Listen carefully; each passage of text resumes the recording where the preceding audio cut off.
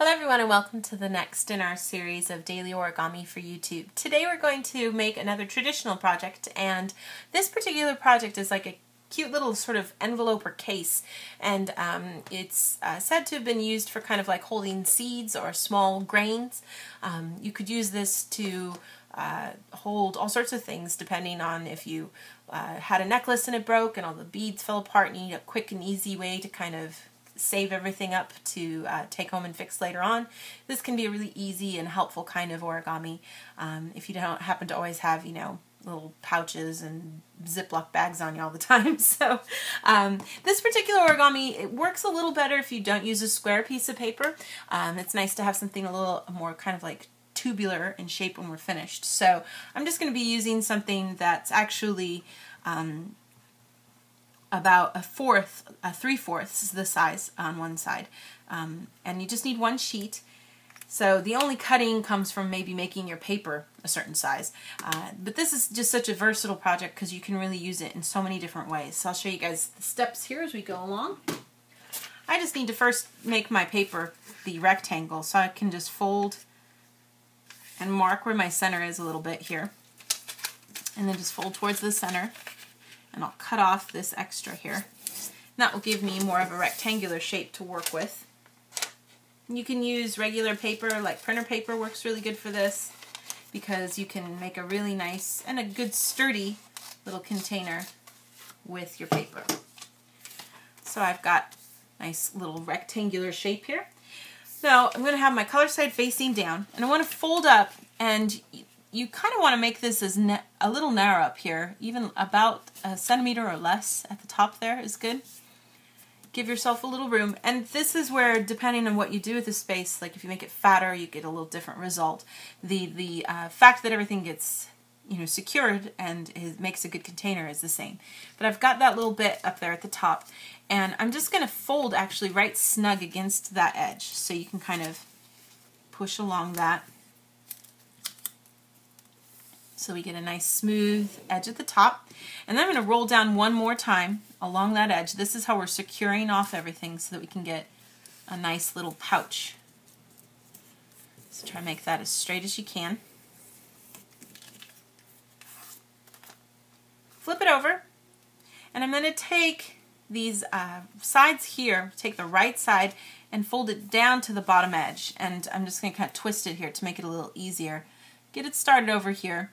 And this part over here is going to be pretty tight because there's a lot of paper. You want to do your best to try to make it smooth if you can, and that helps keep things look neat. And then I want to do the same thing on this side too. So I'm just going to fold down and try to keep this paper as smooth as I can. Now the next thing I want to do is take the bottom right tip, and essentially I'm going to be folding it up all the way up into this corner. But I don't want to create a crease on this little part. What I'm going to actually do is tuck it underneath. So you can kind of start getting it tucked under and push along here until you can get this new edge to kind of be made right snug into that. And smooth everything out so that you get a nice triangular shape. And the tip of that is right snug up in here. And this edge here is as close to this part inside that pocket as you can make it. And that's how we've sealed off our pouch. And I could do the same thing with this side too. So again, I'm just going to go tuck it into here. And depending on how fat you made this, you'll have maybe a fatter area to put your edge into. And maybe you'll see a little less of this triangle on the side, but it helps to kind of pull and tug on it up there so that you can kind of really pull it up into that corner and make things nice and secure. So that's your closed pouch. Now I can just reopen one of these sides then and open it up in the middle, and that gives you a nice secure little way to keep things inside, and then when you're finished you just close it off again. So you can kind of use this, like I said, for, you know, things that tend to run away from you, small things like beads, seeds obviously too work really good. I know sometimes kids learn this in school, and when they're at school they take some seeds from the garden at their school and then they bring them home in a pouch like this. Is a nice way to bring things without losing it and wasting money on plastic bags. So a very eco-friendly container as well. I'll let you guys know the dimensions of the space that is the biggest that you can actually fit things into here. So I suppose ideally if you wanted to, you could put some money in here, you could put a gift card, you could fold something up so that it fits into this space, like a scarf or something like that that's a little flatter. You could put a chocolate bar in there maybe, that would probably even work too. So the finished dimensions of the entire thing here, let me just tell you that, is 10.5 centimeters long. But then the actual space inside, I'm going to say is about 6 centimeters. That's the, inside space.